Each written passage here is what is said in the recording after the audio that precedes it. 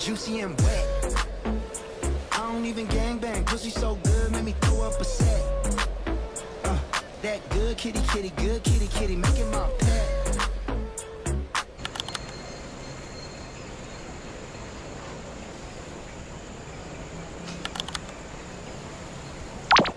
J'essaie vraiment d'avoir une bonne lumière, mais c'est très dur d'avoir un bon éclairage. C'est vraiment une belle chambre, mais une lumière d'hôpital, c'est dommage.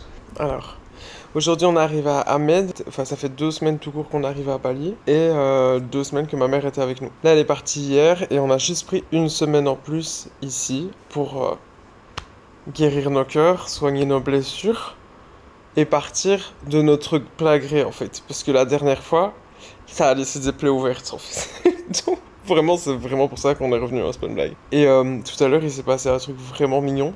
On a revu beaucoup d'endroits qu'on avait déjà vus. On est repassé à Guilière, on est repassé à Ubud aussi. Et tout au long du séjour, ce qui faisait un petit peu un passement au cœur quand même, c'est qu'on a vraiment... Bah, c'est un sujet vraiment gros à aborder. Mais moi, je l'aborde seulement en tant que touriste. Je le frôle du doigt, le sujet. Le tourisme détruit Bali, mais à une vitesse inimaginable. Et juste entre l'année dernière et cette année, c'était tellement flagrant certaines choses que ça faisait plus mal au cœur qu'autre chose en fait de revenir. Ouais, le pire exemple, c'est vraiment Guilière quoi. Guilière. Ah, plaie ouverte. Genre, c'est l'île où on est resté 20 jours l'année dernière, et qu'on aimait trop là, on vivait avec une petite famille et tout. Ils sont en train de construire un putain de centre commercial. Ils sont en train de construire un putain de centre commercial sur une petite île de 2 km sur 2 dans la mer. Genre, t'es obligé d'aller au centre commercial quand tu vas sur une île. Enfin bon, bref. Voilà, vous savez quoi, en fait, pour vous mettre un exemple vraiment parlant, voici une photo de ma plage préférée, où on était souvent l'année dernière. Bah ça, c'est cette plage-là, aujourd'hui, voilà. À l'heure d'aujourd'hui, elle ressemble à ça. C'est-à-dire qu'elle a été détruite, retirée. Vous comprenez donc pourquoi c'était un petit peu dur de repasser à certains endroits où on avait déjà été. Et là, j'ai peur d'aller à Ahmed parce que ça va pas... Ça va faire mal de ouf, genre. Et on est arrivé, et je vous jure, mais quelle joie, quel bonheur de constater que rien n'a changé. C'est le seul endroit, c'est identique. Ce qui est trop mignon, c'est qu'on est passé directement au resto de Nyoman. Pour ceux qui regardaient les vlogs de l'année dernière, c'était la femme à qui on avait fait une cagnotte avec vous d'ailleurs, et on lui avait offert pour qu'elle puisse acheter un scooter, pour qu'elle puisse garder son taf. Pour ceux qui étaient déjà là, qui avaient participé à cette cagnotte, sachez qu'elle a vraiment acheté un scooter du coup. C'était réel. Elle me l'a dit direct, elle m'a dit j'ai acheté le scooter et tout. Et je sais pas si l'année dernière j'avais pas les mêmes yeux que cette année, mais cette année ce que je trouve trop mignon aussi, c'est de remarquer que c'est vraiment une petite mamie, genre. Enfin je sais pas pourquoi, j'avais pas remarqué l'année dernière. Là c'était vraiment une petite mamie. Elle est toute mignonne, bien en chair. Elle a un peu mangé avec ce qu'on lui a donné comme argent je crois. Vas-y ferme ta gueule, je commence à tirer de là. On va faire une petite vidéo à Ahmed, pour le souvenir. Vous êtes avec nous, et puis on s'envole. Et on s'envole où? Eh oui, tu ne l'as pas vu venir. Tu croyais quand même pas qu'on allait faire Australie, Bali, 20 fois d'affilée. Non, non, non. On est juste venu à Bali pour se reposer et faire des vacances. Parce qu'on a vraiment beaucoup travaillé en Australie.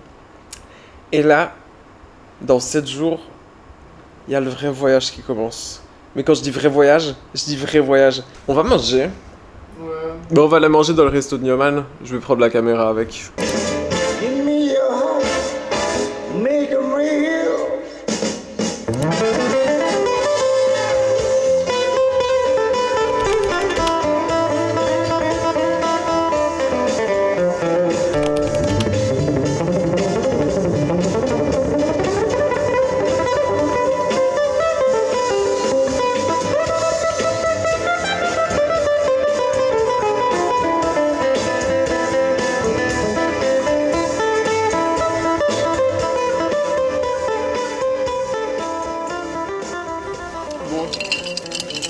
C'est ça qui est cool dans ce resto, avec ce mec surtout, parce que franchement, Dario, on est d'accord, c'est le mec le plus aléatoire qu'on ait rencontré de notre vie quand même. Ouais, il est trop fatigant, mais d'une bonne manière. Donc. Ouais, faut être ensemble quand tu vas le voir quand même. Bref, du coup on est juste venu boire notre petite iced tea. Je suis en train de manger mon dadar gulung. Dadar gulung, c'est une crêpe au pandan, donc c'est vert, avec de la noix de coco et du sucre brun dedans. Par contre, fais bien attention de ne pas dépasser dans ma partie. Je te le dis direct. Par contre, calme-toi. Par contre, tu vas Non, te par calmer. contre, juste calme. Par contre, quand je te dis de te calmer, c'est pas toi qui me dis de me calmer. Donc voilà. En tout cas, ce mec, c'est mon pote. Dans ma tête, je pense qu'il m'aime vraiment bien. Je pense qu'il nous aime sincèrement bien. Mais je l'aime encore plus que ce que tu peux imaginer. Il est en train de s'asseoir à côté de moi. Ça des graves passes qu'on fait. Il vient de s'asseoir littéralement à côté de moi, donc je vais couper la vidéo, ça va? Bisous. Ok. Look, there's me, It's you. host Haji Dewa Penyumas. Yeah. You did the advertising. No. it's Somebody, company. But it's you. Yeah. They want me to. When they put my, yeah. Il vient juste de nous expliquer qu'il a perdu 750 millions de roupies dans les concours pour les combats de coqs là. Et déjà l'année dernière en fait. Attendez, je vais essayer de trouver les rushs de l'année dernière quand il a entraîné ses coqs pour les combats de coqs. Je sais pas si je les avais mis mais je dois les avoir dans mon disque dur. Il s'est relevé donc je continue un peu de raconter des anecdotes aléatoires avec lui. L'année dernière, quand on est venu, on le connaissait pas encore, c'est vraiment la première fois qu'il s'est assis à notre table. Le mec s'est assis avec les yeux comme ça, parce qu'il boit de l'alcool au riz. Comment ça s'appelle? Arak. C'est de la vodka? C'est de l'alcool blanc. C'est de l'alcool blanc de riz, genre. Ouais. Bref. Donc il était un peu pété, il vient s'asseoir à notre table. Il commence à nous parler, puis il nous dit « Je vais vous lire votre avenir ». Et je me dis « Oh là là ». Le mec, il ouvre un magazine, il commence à nous lire notre horoscope. Comment vous dire que tout ce qu'il a dit, c'est réellement passé pour du vrai, quoi. C'est trop drôle. A light. Like this to his face. Ah. No, it's not joke, yes. Yeah, but... You have the photo, his face going, oh. Non. Mike. Il a lu l'avenir d'un mec aussi, et il a dit qu'il allait se ramasser une noix de coco dans la gueule, il s'est vraiment ramassé, et du coup, le mec, il est défiguré et tout. Mais il va venir demain au resto, apparemment, on va le voir. Hâte de voir. You want to say hi? Hi. We are, as the family of Warung Agung, So many so talents. privileged to have these two good people coming back to our humble place, Hakim and Darius. And I was doing some reading on his horoscope according to the Hindu calendar. This is coming from way back in 1,000 years from the Sanskrit, and we read the effect of the day when you were born. That will affect you all everyday life, about fortune, about your loved one, about how you're gonna conduct yourself with your health and everything. As it happened, he said to me, whatever that I was reading about Hakim, it was come true. For real. For real, yes. There's so many people I read, 98% is all come true. Yeah. For real. Now I'm scared that he read one again. Bang, bang, bang. Ouais, c'est mal cadré, mais il n'y a pas assez d'étages dans l'armoire pour faire un effet stylé. Du coup, vous vous demandez ce que je porte. Ah, la luminosité et tout, il n'y a rien qui va. Hein. On va faire avec, hein, tant pis. En fait, quand on était à Lombok, j'ai acheté mon premier sarung. Parce que c'est bien sympa de faire la prière 5 fois par jour avec un pantalon. Non. Par contre, dans un pays chaud comme ça. Du coup, j'ai regardé ce que les petits muslims ils avaient sur eux. Et ils ont des sarongs. Donc ça, c'est un sarong. Ça se met comment? Attendez, parce que là, je le défais. Je sais que la vue, elle n'est pas optimale. Mais bon, faites avec, ok? Donc tu l'attrapes. En fait, c'est genre juste un espèce de tube. Genre, c'est un tube, je sais pas si on voit. C'est un tube. C'est pas ouvert, genre. C'est fermé partout. Voilà. Ah bah, tu attrapes le bout. Tu vas faire 2 tiges. Tu passes comme ça. Attends, parce que mon t-shirt n'est pas censé être dedans. Tu passes comme ça. Et puis tu serres. Ah, ça a passé mon bourrelet. Après, rock. Tu le tournes. Ça va vers l'intérieur. Et voilà, t-shirt par au-dessus. On peut pas se filmer en train de prier. Je trouve ça un peu bizarre. En tout cas, perso. Après, il y a une youtubeuse qui s'appelle Asia Rabian. Elle filme carrément dans les mosquées et tout. Du coup, je me dis que ça doit pas être trop haram. Bref, j'étais pas à l'aise. Mais j'aurais trop voulu montrer des mosquées qui appellent, enfin les mosquées le mood. Parce que c'est pas forcément que c'était joli, c'était le mood. Avec les gens et tout, à Lombok, c'était trop mignon. Mais je l'ai pas fait. Voilà. Donc c'est ici, à Bali, ça n'a rien à voir que je vous montre mon sarung. On n'est plus du tout en milieu musulman, mais c'est pas grave. Et par contre, ce qui était marrant du coup à Lombok, c'est qu'ils ont complètement des... Enfin, c'est différent, c'est pas... Je suis essoufflé. Bon, je peux vous bouger là peut-être, ce serait peut-être mieux, voilà. Je sais pas si c'est les mêmes règles partout ou pas, mais moi j'ai pas du tout grandi avec le truc de quand tu vas à la mosquée, il faut cacher les cheveux, enfin, faut mettre un chapeau ou quoi, je sais pas, dites-moi si je me trompe. Mais en tout cas, ce qui était marrant, c'est que là, j'étais obligé de mettre des trucs longues manches, genre jusqu'au bout. Bah voilà, je mets une photo d'une tenue littéralement traditionnelle pour aller à la mosquée qu'un mec m'a mis quand on était à la mosquée ensemble. Et j'avais jamais entendu ça de ma vie, je sais pas si c'est plus une culturelle indonésienne ou si c'est vraiment musulman. Bref. Du coup, j'étais avec mon petit sarong, t'as vu, avec ma petite manche longue, ma petite casquette, bien en train de transpirer comme tu peux te douter, voilà. Vu que j'ai trouvé un magasin archi pas cher où il y avait de tout. Ouais, je fais un petit Muslim haul. J'ai également acheté ce petit tapis de prière bien kawaii. Les tapis de prière, c'est archi cher, ok. Il n'y a pas plus cher que ça, genre ça coûte cher de parler à Dieu. En Belgique, je précise. Et là, c'était 6 €, wesh. Mais je sais pas si vous le voyez que virtuellement, vous ne pouvez pas le toucher, mais c'est de la qualité, genre. C'est le tapis de prière qui est chez ma mamie. Ah bah, 6 €, wesh. Enfin bref. Les sarongs, j'en ai acheté 2. J'ai acheté celui-là. C'est très étrange comme manière de montrer un sarong. C'est pas forcément l'angle qu'on montre.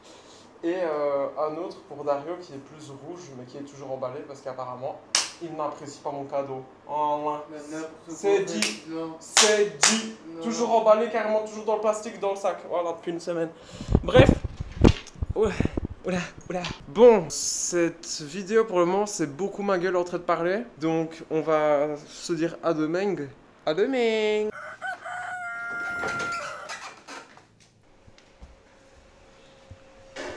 Qu'est-ce que tu nous prépares, chef Dario? Avec tes 2 poêles au gaz. Des œufs, genre, comme si déjeuner. Montre ça. On dirait vraiment une cuisine. Mais on dirait les cuisines au bled, genre. Mais du coup, voilà. Ce truc pour la lumière, vous savez pas, mais je filme même pas tellement que c'est pas drôle, il faut se concentrer, quoi. Scramble eggs. Et on a fait même notre propre iced tea, en fait. On est vraiment des chiens. On est des rats, genre. Le truc, ça coûte 3 € au resto, mais on arrive quand même à le refaire nous-mêmes pour pas le payer 3 €. Dario, il a dessiné un tatouage qu'il a envie de faire, montre. C'est inspiré de plantes qu'on voyait en Australie. Comment ça s'appelle? Bird of Heaven. Parce qu'en fait, ça ressemble à des petits oiseaux. Ces plantes-là, quand tu les vois en vrai, pas comme ça, mais on dirait des petits oiseaux. T'es un philosophe. Arrête. Je vais arrêter de faire semblant que je ne regarde pas la fenêtre.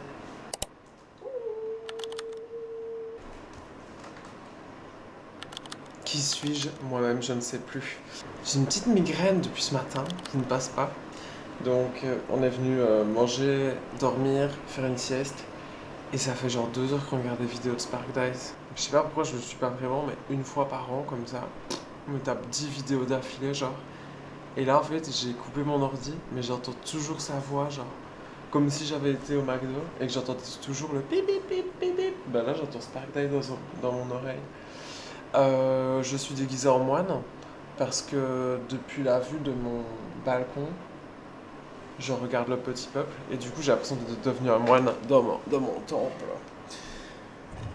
J'ai demandé à Dario de faire chauffer de l'eau parce que je ne sais pas comment on utilise ce gaz. J'ai peur de faire exploser toute la chambre. Donc on va voir tout de suite s'il a réussi sa mission. Je veux boire du thé.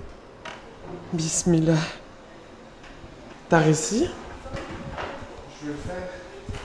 Oh mon dieu, non. Je croyais que j'avais réussi à éviter le moment. Vous savez, dans ma famille en Angleterre, je sais pas pourquoi, mais il y a certains membres de ma famille qui sont bouddhistes. Et je me rappelle qu'un jour, j'étais chez ma grand-tante qui s'appelle Néné. Et voilà, elle s'appelle Néné comme ça. Et en fait, je me rappelle que j'étais dans le salon et je jouais à ma déesse, genre. Et tu sais, ton cerveau, il a absorbé, tu fais pas attention, il y a 2 heures qui sont passées. Et en fait, à un moment, je lève ma tête, genre, je me déconnecte de la déesse et je me dis, où suis-je? Où est-ce qu'elle est, Néné? Genre, je suis où là? Je suis tout seul dans le salon. Et en fait, je la cherche et je marche comme ça dans le couloir et tout. Et puis, en fait, j'entends au loin Namyo Rengekyo, Namyo Rengekyo, Namyo Rengekyo. Et je me dis, mais qu'est-ce qui se passe, bordel? Et j'oublierai jamais, j'ouvre la porte et je la vois vraiment dans cette position exactement face à une petite étagère avec un petit tour. Et elle était comme ça. Namyo Rengekyo, Namyo Rengekyo. Mais vous savez tout ce qui est passé dans ma tête à ce moment-là, en fait. Genre vraiment, j'ai cru que je ne sais pas ce qu'elle faisait, mais j'en avais aucune idée. Mais rien de positif, en tout cas, je me suis dit, oh, elle va me sacrifier, enfin bref. Et au final, non, elle était juste bouddhiste, toute mignonne, en train de faire une petite prière, quoi. Néné est morte. Elle est morte il y a bientôt 10 ans. Elle était vraiment chouette. C'était vraiment une personne incroyable. Dommage que vous ne connaissez pas Néné. Mais en tout cas, maintenant, vous savez qu'elle existe. Bisous, Néné. Vous savez ce qu'on se prépare à affronter, là, en fait? Non, mais est-ce que vous savez? Parce qu'en fait, on a attendu le plus longtemps possible avec beaucoup de patience. Mais là, il va être 21h et il pleut toujours. On a faim, quoi. Je vous montre ce qui nous attend. Voilà. Vous voyez pas, mais vous entendez. Est-ce que vous voyez? Il y a de la brume de pluie. Wesh. Oh my god. Carrément, la caméra est devenue floue, wesh. Bah, bisous, du coup. Je ne prends pas de caméra avec moi sous cette pluie. Bye.